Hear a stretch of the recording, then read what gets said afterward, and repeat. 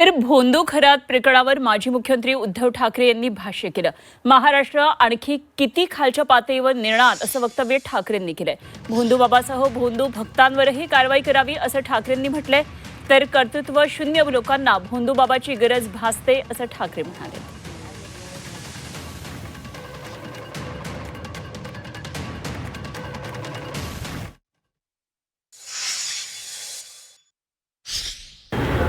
आता या एप्स्टीन फाईल्सवरनं कोणाचं लक्ष उडू नये किंवा उडावं म्हणून आणखीन काहीतरी या महाराष्ट्रात नवीन विषय सुरू होता कामा नये।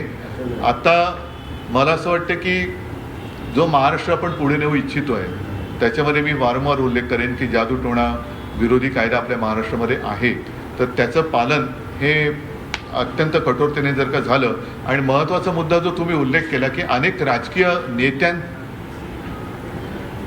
नावं येत आहेत, फोटो येत आहेत, हा फोटो आणि नावच येत राज्यातले नेते आहेत, केंद्रातले नेते आहेत। याचा अर्थ तुम्हाला कळतोय ना की ज्यांचं काही कर्तृत्व नाही, कर्तृत्व शून्य नेते किंवा पुढारी आहेत, त्यांना असे मार्ग अवलंबावे लागतात। त्यांना अशा या ज्या काही भाकड कथा आहेत किंवा भोंदूगिरी आहे त्याचा आसरा एवढ्यासाठी घ्यावा लागतो कारण ते स्वतः भाकड आणि भोंदू आहे। हे भोंदू नेते त्यांच्यामध्ये कर्तृत्व नाही, स्वकर्तृत्वाने जे काही करू शकत नाही अशा लोकांना ह्या सगळ्या अशा गोष्टींचा आसरा घ्यावा लागतो। असे या निमित्ताने गावोगावी असे भोंदू बाबा जर कोणी असतील आणि त्यांच्याकडे कोणत्याही पक्षाचा कोणताही नेता जात असेल तर त्याच्यावरती कारवाई झाली पाहिजे, अगदी ओम फट स्वाहापासून सगळ्यांवर।